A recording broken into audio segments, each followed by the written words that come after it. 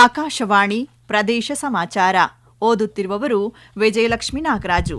ಮುಖ್ಯಾಂಶಗಳು: ಇಂದು ಅಂತಾರಾಷ್ಟ್ರೀಯ ಕಾರ್ಮಿಕರ ದಿನ. ಶ್ರಮಿಕರ ಶ್ರೇಯೋಭಿವೃದ್ಧಿಗೆ ಕೇಂದ್ರ ಸರ್ಕಾರ ಬದ್ಧ. ಕೇಂದ್ರ ಸಚಿವೆ ಶೋಭಾ ಕರಂದ್ಲಾಜೆ. ಸಣ್ಣ ನೀರಾವರಿ ಕ್ಷೇತ್ರದಲ್ಲಿ ವಿಜಯಪುರ ಜಿಲ್ಲೆ ದೇಶಕ್ಕೆ ಮಾದರಿ. ಸಚಿವ ಎನ್ಎಸ್ ಬೋಸರಾಜು ಸ್ಪಷ್ಟನೆ. ಮಂಡ್ಯ ಜಿಲ್ಲೆಯ ಕೆಆರ್ಎಸ್ ಜಲಾಶಯದ ಮಟ್ಟ ಕುಸಿತ. ಕಾವೇರಿ ಜಲಾನಯನ ಪ್ರದೇಶದಲ್ಲಿ ನೀರಿನ ಅಭಾವ ಸಾಧ್ಯತೆ.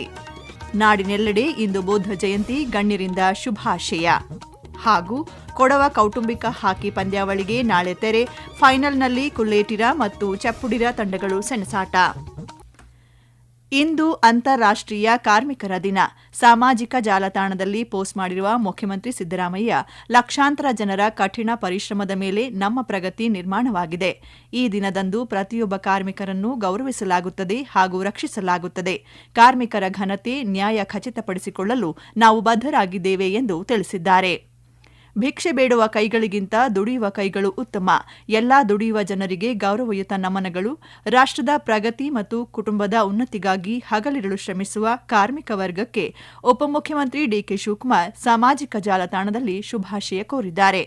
ದುಡಿಯುವ ವರ್ಗದ ಕೊಡುಗೆ ಹಾಗೂ ತ್ಯಾಗವನ್ನು ಗೌರವಿಸುವ ಸಲುವಾಗಿ ಬೆಂಗಳೂರು ಗ್ರಾಮಾಂತರ ಜಿಲ್ಲೆಯ ವಿವಿಧೆಡೆಗಳಲ್ಲಿ ಕಾರ್ಮಿಕ ದಿನಾಚರಣೆ ಆಚರಿಸಲಾಯಿತು.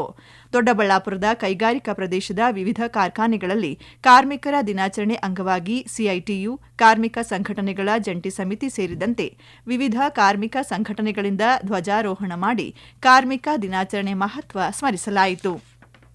ಕಾರ್ಮಿಕರ ಪರ ಹೋರಾಟಗಳ ನೆಲ ದಾವಣಗೆರೆಯಲ್ಲಿಂದು ವಿಶ್ವ ಕಾರ್ಮಿಕರ ದಿನಾಚರಣೆಯನ್ನು ಹಲವು ಕಾರ್ಮಿಕ ಸಂಘಟನೆಗಳು ಆಚರಿಸಿದವು.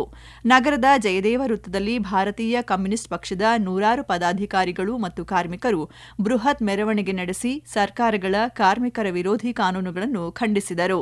ಮತ್ತೊಂದೆಡೆ ಅಖಿಲ ಭಾರತ ಸಂಯುಕ್ತ ಕಾರ್ಮಿಕ ಸಂಘಟನೆಗಳ ವತಿಯಿಂದ ನಗರದ ಕನ್ನಡ ಭವನದಲ್ಲಿ ನಡೆದ ಕಾರ್ಮಿಕ ದಿನಾಚರಣೆಯಲ್ಲಿ ವಿವಿಧ ಬ್ಯಾಂಕ್ ನೌಕರರು ಭಾಗವಹಿಸಿದ್ದರು.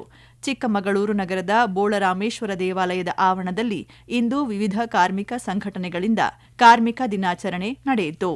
ಕಾರ್ಮಿಕ ದಿನಾಚರಣೆ ಅಂಗವಾಗಿ ನಡೆದ ಬೈಕ್ ರ್ಯಾಲಿಗೆ ಶಾಸಕ ಎಚ್ಡಿ ತಮ್ಮಯ್ಯ ಚಾಲನೆ ನೀಡಿದರು. ದೇಶದಲ್ಲಿ ಇದೇ ಮೊದಲ ಬಾರಿಗೆ ಕಾರ್ಮಿಕರ 29 ಕಾಯ್ದೆಗಳ ತಿದ್ದುಪಡಿ ಮಾಡಿ ಜಾರಿಗೆ ತರುವ ಪ್ರಯತ್ನ ನಡೆಸಲಾಗುತ್ತಿದೆ ಎಂದು ಕೇಂದ್ರ ಸಚಿವೆ ಶೋಭಾ ಕರಂದ್ಲಾಜೆ ತಿಳಿಸಿದ್ದಾರೆ. ಹುಬ್ಬಳ್ಳಿಯಲ್ಲಿಂದು ಸುದ್ದಿಗಾರರೊಂದಿಗೆ ಮಾತನಾಡಿದ ಅವರು, ದೇಶದ ಎಲ್ಲಾ ಕಾರ್ಮಿಕರಿಗೆ ಸಾಮಾಜಿಕ ಭದ್ರತೆ, ಪಿಂಚಣಿ ಸೌಲಭ್ಯ ಒದಗಿಸುವ ನಿಟ್ಟಿನಲ್ಲಿ ಕಾಯ್ದೆ ಜಾರಿಗೆ ತರಲಾಗುತ್ತಿದೆ.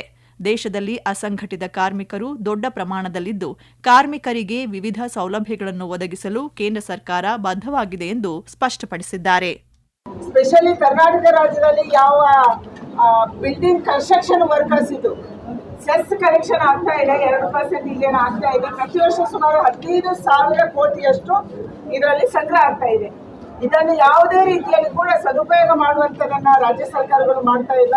ನಮ್ಮ ಕಾರ್ಮಿಕರ ಹಣವನ್ನ ಲೂಟಿ ಹೊಡೆಯುವಂಥದನ್ನ ಕರ್ನಾಟಕ ಸರ್ಕಾರ ಕೂಡ ಮಾಡ್ತಾ ಇದೆ, ಮಾಡ್ತಾ ಬಂದಿದೆ. ಅದಕ್ಕಾಗಿ ನಮ್ಮ ಅಪೇಕ್ಷೆ ಇರೋದು, ಯಾವ ಕನ್ಸ್ಟ್ರಕ್ಷನ್ ವರ್ಕರ್ಸ್ ಇದ್ದಾರೆ ಅವರ ಹೆಸರಲ್ಲಿ ಸೆಸ್ ಸಂಗ್ರಹ ಆಗ್ತಾ ಇದೆ, ಅವರಿಗೆ ಪೆನ್ಷನ್ ಕೊಡುವಂಥದನ್ನ, ಅವರಿಗೆ EPF ಮತ್ತು ESI ಅಲ್ಲಿ ಜೋಡಿಸಕ್ಕೆ ಈ ಹಣವನ್ನು ಸದುಪಯೋಗ ಮಾಡಬೇಕನ್ನುವಂಥದ್ದನ್ನು ನಾವು ಈಗಾಗಲೇ ಹೇಳಿದ್ದೀವಿ. ಇದೇ 3ರಂದು ದೊಡ್ಡಬಳ್ಳಾಪುರದಲ್ಲಿ ಸುಮಾರು 100 ಹಾಸಿಗೆಯುಳ್ಳ ESI ಆಸ್ಪತ್ರೆ ಲೋಕಾರ್ಪಣೆಯಾಗಲಿದೆ ಎಂದು ಅವರು ತಿಳಿಸಿದ್ದಾರೆ. ವಿಜಯಪುರ ಜಿಲ್ಲೆಯ ಹಳ್ಳಗಳಿಗೆ ನೀರು ತುಂಬಿಸುವ ಯೋಜನೆ ಸಣ್ಣ ನೀರಾವರಿ ಕ್ಷೇತ್ರದಲ್ಲಿ ಇಡೀ ದೇಶಕ್ಕೆ ಮಾದರಿಯಾಗಿದೆ ಎಂದು ಸಣ್ಣ ನೀರಾವರಿ ಹಾಗೂ ವಿಜ್ಞಾನ ಮತ್ತು ತಂತ್ರಜ್ಞಾನ ಸಚಿವ ಎನ್ಎಸ್ ಬೋಸರಾಜು ತಿಳಿಸಿದ್ದಾರೆ. ವಿಜಯಪುರ ಜಿಲ್ಲೆಯ ತಿಕೋಟ ತಾಲೂಕಿನ ಬರಟಗಿ ಗ್ರಾಮದಲ್ಲಿ ಚೆಕ್ ಡ್ಯಾಂ ಮತ್ತು ಅಂತರ್ಜಲ ಅಭಿವೃದ್ಧಿಪಡಿಸುವ ಕಾಮಗಾರಿಗೆ ಭೂಮಿ ಪೂಜೆ ನೆರವೇರಿಸಿ ಮಾತನಾಡಿದ ಅವರು, ಸಚಿವ ಎಂಬಿ ಪಾಟೀಲ್ ಕೆರೆಗೆ ನೀರು ತುಂಬಿಸುವ ಯೋಜನೆ ರೂಪಿಸಿ ನೀರಾವರಿ ಸಚಿವರಾಗಿ ಈ ಯೋಜನೆಯನ್ನು ಸಮರ್ಪಕವಾಗಿ ಜಾರಿ ಮಾಡುವ ಮೂಲಕ ಜಿಲ್ಲೆಯಲ್ಲಿ ಜಲಕ್ರಾಂತಿ ಮಾಡಿದ್ದಾರೆ ಎಂದು ಶ್ಲಾಘಿಸಿದ್ದಾರೆ.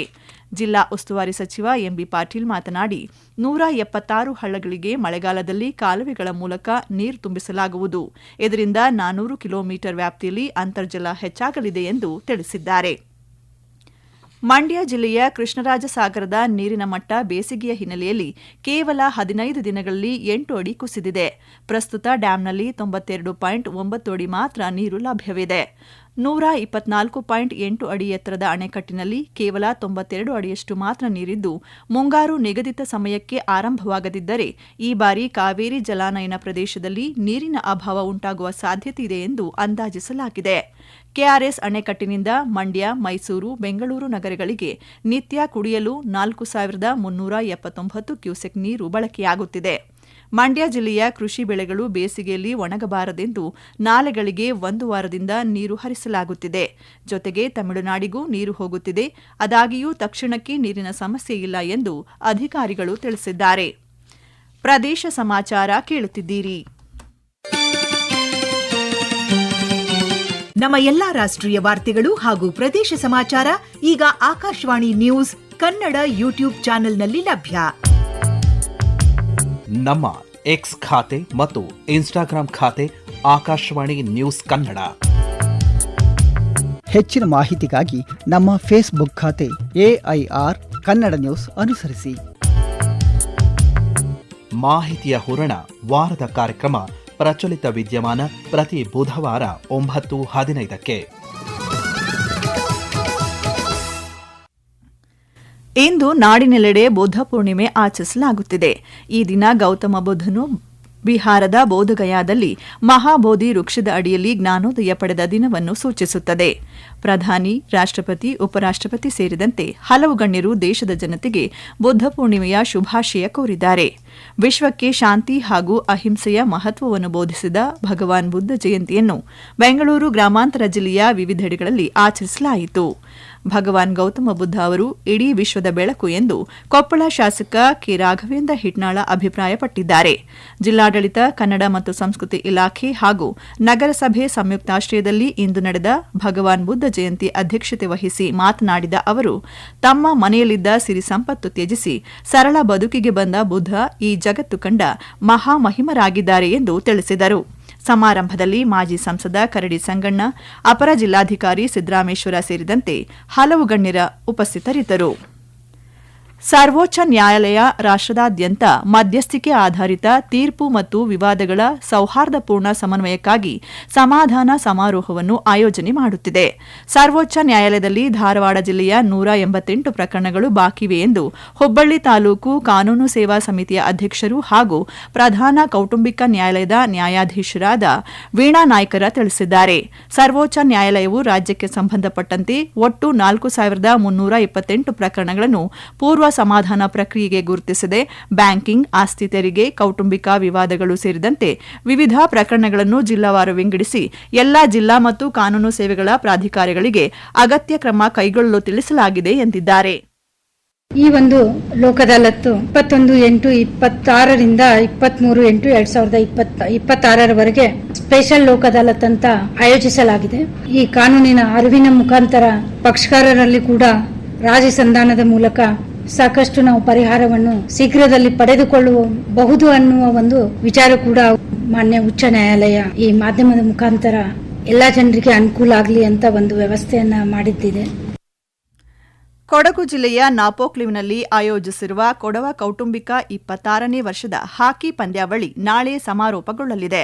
ಕಳೆದ 1 ತಿಂಗಳಿನಿಂದ ನಡೆಯುತ್ತಿರುವ ಹಾಕಿ ಪಂದ್ಯದಲ್ಲಿ 382 ಕೊಡವ ಕುಟುಂಬಗಳ ತಂಡಗಳು ಪಾಲ್ಗೊಂಡಿದ್ದವು.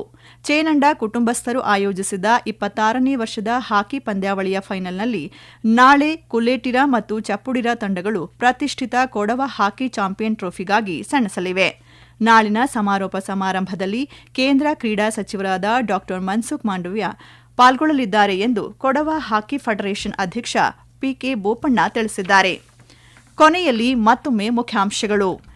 ಇಂದು ಅಂತಾರಾಷ್ಟ್ರೀಯ ಕಾರ್ಮಿಕರ ದಿನ. ಶ್ರಮಿಕರ ಶ್ರೇಯೋಭಿವೃದ್ಧಿಗೆ ಕೇಂದ್ರ ಸರ್ಕಾರ ಬದ್ಧ. ಕೇಂದ್ರ ಸಚಿವೆ ಶೋಭಾ ಕರಂದ್ಲಾಜೆ. ಸಣ್ಣ ನೀರಾವರಿ ಕ್ಷೇತ್ರದಲ್ಲಿ ವಿಜಯಪುರ ಜಿಲ್ಲೆ ದೇಶಕ್ಕೆ ಮಾದರಿ. ಸಚಿವ ಎನ್ಎಸ್ ಬೋಸರಾಜು ಸ್ಪಷ್ಟನೆ. ಮಂಡ್ಯ ಜಿಲ್ಲೆ ಕೆಆರ್ಎಸ್ ಜಲಾಶಯದ ಮಟ್ಟ ಕುಸಿತ. ಕಾವೇರಿ ಜಲಾನಯನ ಪ್ರದೇಶದಲ್ಲಿ ನೀರಿನ ಅಭಾವ ಸಾಧ್ಯತೆ. ನಾಡಿನೆಲ್ಲೆಡೆ ಇಂದು ಬುದ್ಧ ಜಯಂತಿ. ಗಣ್ಯರಿಂದ ಶುಭಾಶಯ.